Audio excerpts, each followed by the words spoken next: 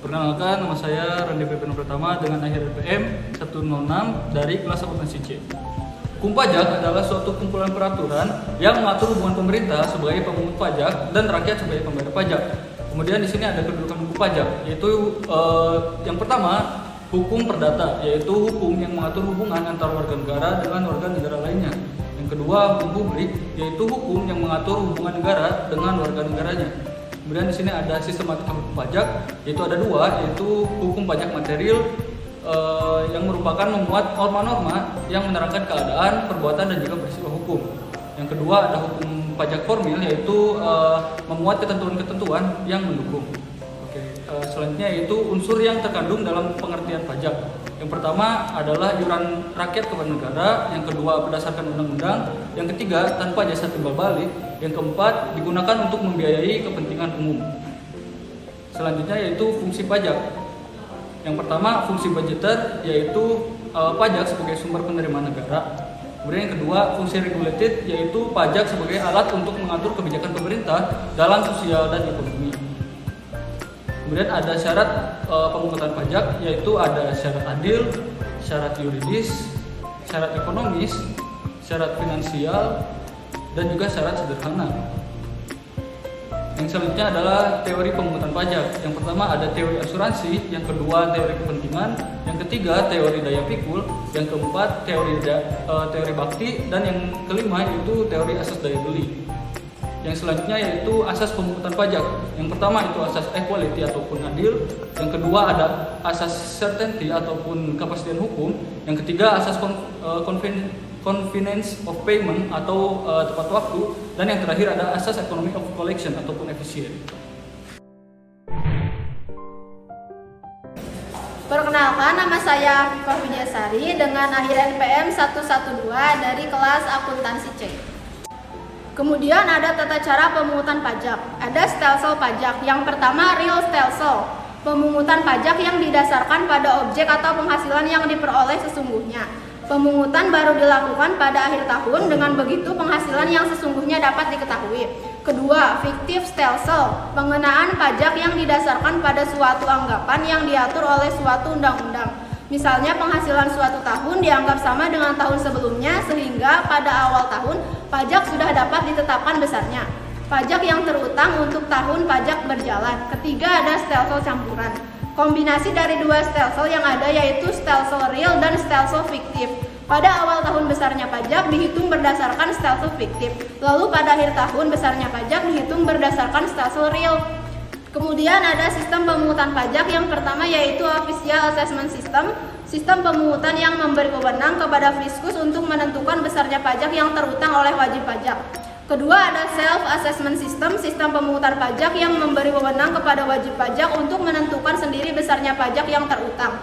Ketiga ada withholding system, sistem pemungutan pajak yang memberi wewenang kepada pihak ketiga, bukan Fiskus dan bukan wajib pajak yang bersangkutan, untuk memotong atau memungut pajak yang terutang oleh wajib pajak.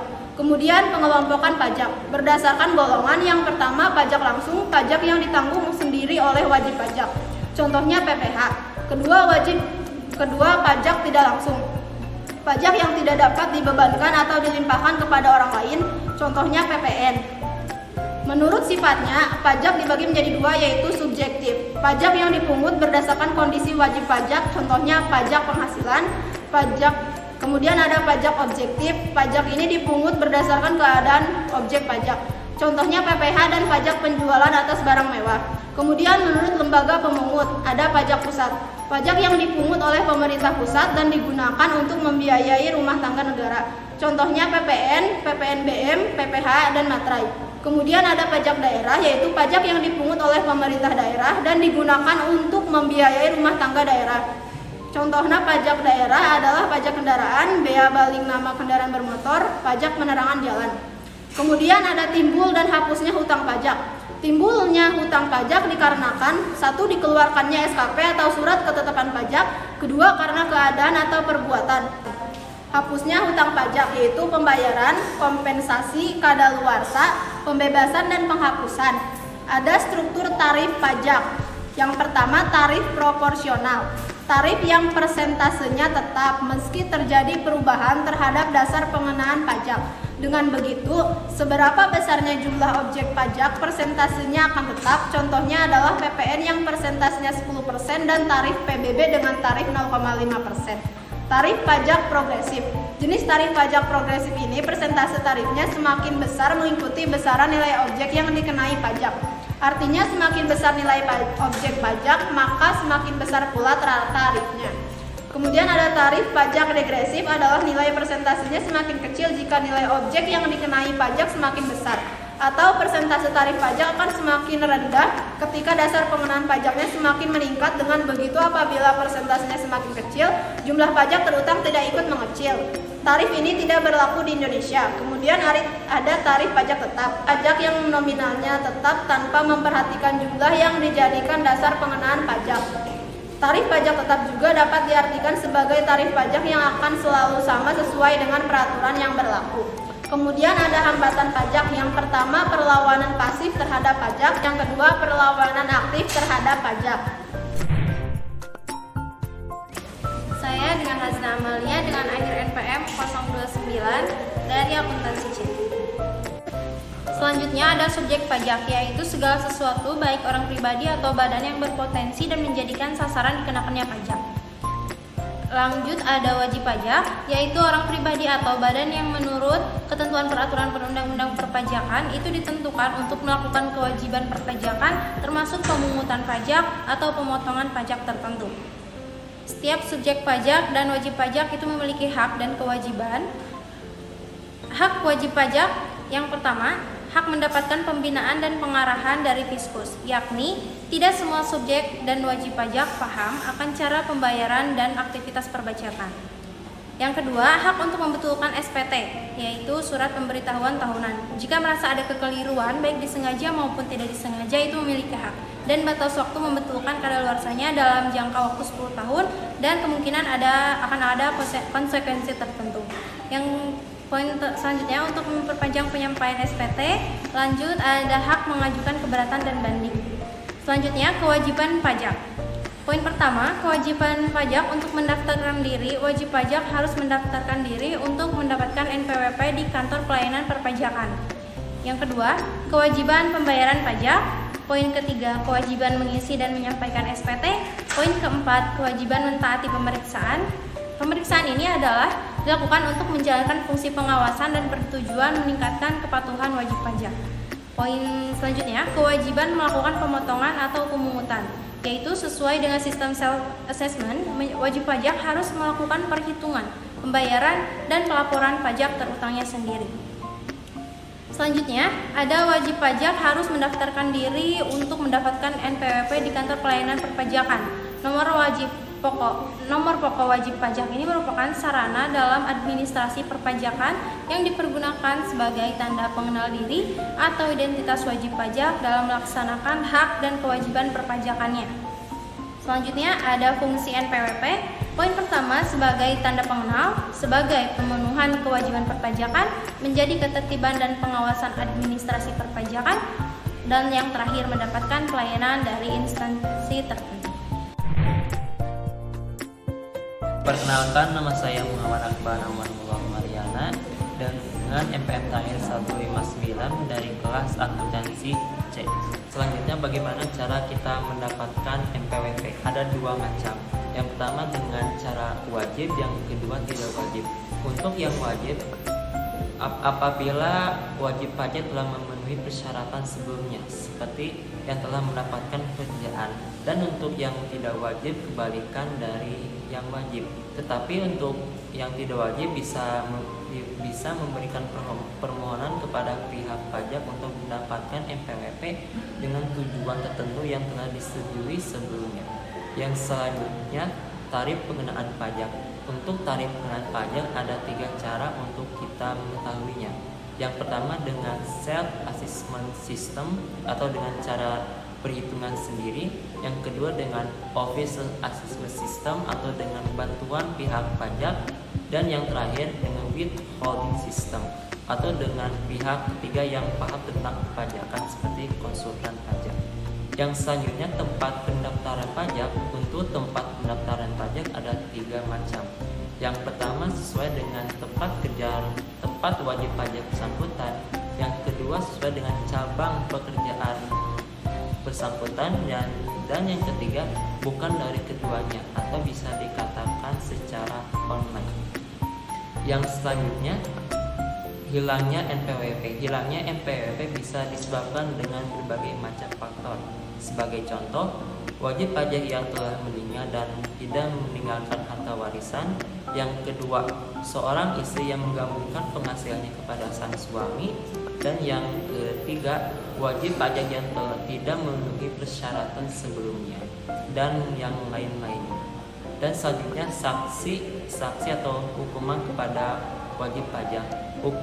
Hukuman ini diberikan kepada wajib pajak yang tidak mempunyai NPWP secara jelas tetapi sudah memenuhi persyaratan-persyaratannya, akan dikenai hukuman penjara selama 6 tahun dan denda 4 kali lipat dari pajak terutang. Perkenalkan, saya Ananda Rizkiana dengan akhir NPM 024 kelas akuntansi C.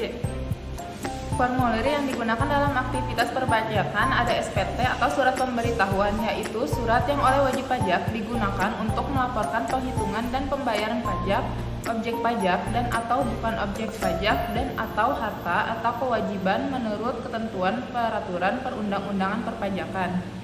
Fungsi SPT bagi wajib pajak PPH yaitu melaporkan dan mempertanggungjawabkan jumlah pajak yang terhutang, melaporkan pembayaran dan pelunasan pajak yang telah dilaksanakan oleh sendiri atau melalui pemotongan atau pemungutan oleh pihak lain, melaporkan penghasilan yang merupakan objek pajak dan atau bukan objek pajak, melaporkan harta dan kewajiban.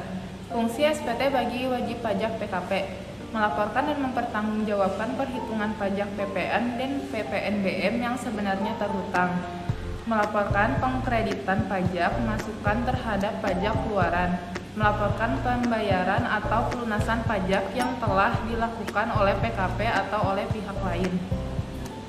Jenis-jenis SPT ada SPT masa dan SPT tahunan. Jenis-jenis SPT masa ada SPT masa PPH pasal 21, SPT masa PPH pasal 22, SPT masa PPH pasal 23, SPT masa PPH pasal 25, SPT masa PPN, dan SPT masa PPNBM. Jenis-jenis SPT tahunan ada SPT tahunan orang pribadi dan SPT tahunan badan. Tata cara penyelesaian SPT yaitu wajib pajak mengambil sendiri formulir di KPP. Seusai wajib pajak mengisi SPT dengan benar, jelas dan lengkap dengan keadaan yang sebenarnya, wajib pajak harus menandatangani SPT. Wajib pajak harus melampirkan bukti-bukti yang diperlukan. SPT dianggap tidak disampaikan apabila SPT tidak ditandatangani, SPT tidak dilampiri dokumen yang diperlukan, SPT disampaikan setelah dilakukan pemeriksaan. Lalu wajib pajak yang dikecualikan dari pengenaan sanksi yaitu wajib pajak orang pribadi meninggal dunia, wajib pajak orang pribadi sudah tidak menjalankan usaha, wajib pajak orang pribadi yang berstatus orang asing tidak tinggal lagi di Indonesia, bentuk usaha tetap yang tidak melakukan usaha di Indonesia, wajib pajak badan yang tidak menjalankan usaha tapi belum dibubarkan, dan wajib pajak yang terkena bencana. Perkenalkan, nama saya Nazana Upal dengan akhir NPM 214 kelas akuntansi C. Selanjutnya, surat setoran pajak, yaitu surat yang oleh wajib pajak digunakan untuk melakukan pembayaran atau penyetoran pajak yang terhutang ke kantor kas negara atau tempat pembayaran lain yang ditetapkan Menteri Keuangan. SSP standar, yaitu surat yang oleh wajib pajak digunakan atau berfungsi untuk melakukan pembayaran atau penyetoran pajak ke kantor penerima pembayaran sebagai bukti pembayaran dengan bentuk ukuran dan isi sebagaimana ditetapkan oleh Menteri Keuangan. SSP khusus, yaitu bukti pembayaran atau penyetoran pajak terhutang ke kantor penerima pembayaran yang dicetak oleh kantor penerima pembayaran dengan menggunakan mesin transaksi atau alat lain yang isinya sesuai dengan yang ditetapkan Menkeu. SSP standar dibuat rangkap 5, lembar 1 arsip wajib pajak, lembar kedua untuk KPP melalui KPKN, lembar ketiga untuk melaporkan ke KPP, lembar keempat arsip kantor penerima pembayaran, lembar kelima Arsip wajib dipungut atau pihak lain sesuai ketentuan UU Perpajakan. SSP khusus harus memuat NPWP, nama wajib pajak, identitas kantor penerima pembayaran, kode jenis pajak atau tahun pajak, jumlah dan tanggal pembayaran, dan yang terakhir no transaksi pembayaran pajak. Pembayaran pajak diantaranya yaitu 1. Pembayaran massa, 2. Pembayaran kekurangan, 3. Pembayaran karena ketetapan pajak, dan yang keempat kelebihan pembayaran pajak. Perkenalkan, nama saya Taufik Rahman dengan akhir NPM 259 dari kelas akuntansi C. Materi selanjutnya yaitu surat ketetapan pajak. Batasan surat ketetapan pajak hanya diterbitkan kepada ketetapan pajak tertentu yang disebabkan karena ketidakbenaran dalam pengisian atau ditemukan data fisik yang tidak dilaporkan wajib pajak. Adapun fungsi surat ketetapan pajak yaitu 1. Koreksi atas pajak yang terhutang menurut SPT, 2. Sarana untuk mengenakan sanksi, 3. Sarana untuk menagih pajak, 4. Sarana untuk mengembalikan kelebihan pembayaran pajak, 5. Sarana untuk memberitahukan pajak yang terhutang. Adapun surat ketetapan pajak yaitu terdiri dari 5 surat, yaitu 1. Surat tagihan pajak, yaitu surat untuk melakukan penagihan pajak dan atau sanksi administrasi berupa denda dan atau bunga. 2. Surat ketetapan bayar pajak kurang bayar, yaitu surat ketetapan pajak yang menentukan besarnya jumlah pokok pajak, kredit pajak, jumlah kekurangan bayar pajak, besarnya sanksi administrasi dan jumlah yang masih harus dibayar. 3. Surat ketetapan pajak kurang bayar tambahan adalah surat ketetapan yang menentukan tambahan atas jumlah yang telah ditetapkan. 4. Surat ketetapan pajak lebih bayar adalah surat ketetapan yang menentukan besarnya kelebihan pembayaran pajak karena jumlah kredit pajak lebih besar dari pajak yang terhutang. Terakhir, surat ketetapan pajak nihil adalah surat ketetapan pajak yang menentukan besarnya kredit pajak sama dengan hutang yang seharusnya.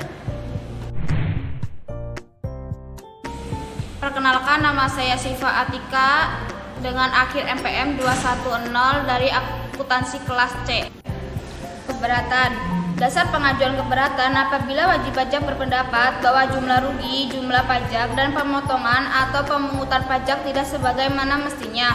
Syarat pengajuan: yang pertama, keberatan atas SKP; yang kedua, keberatan diajukan secara tertulis dengan mengajukan apa keberatannya dan apa alasannya. Keberatan diterima harus memberi jawaban atau keputusan. Apabila dalam jangka waktu 12 bulan tidak ada keputusan keberatan, dianggap diterima. Apabila keberatan diterima, maka pembayaran ditambah imbalan berupa bunga 2% per bulan, maksimal 24 bulan. Banding. Atas keputusan keberatan yang ditetapkan, maka wajib pajak dapat mengajukan permohonan banding kepada peradilan pajak. Syarat pengajuan: yang pertama, diajukan secara tertulis; yang kedua, disertai dengan alasan; yang ketiga, diajukan sejak keputusan keberatan diterima dan dilampiri salinan keputusan keberatan. Penyelesaian banding: apabila pengajuan keberatan diterima sebagian atau seluruhnya sehingga menyebabkan kelebihan pembayaran, maka diberikan bunga 2% per bulan, maksimal 24 bulan. Pembukuan: kewajiban pembukuan wajib pajak yang melakukan usaha dan pekerjaan bebas di Indonesia dan wajib pajak badan di Indonesia. Pencatatan data yang dikumpulkan secara teratur, peredaran atau penerimaan bruto dan penghasilan bruto sebagai dasar jumlah menghitung jumlah pajak yang terhutang termasuk penghasilan yang bukan objek pajak.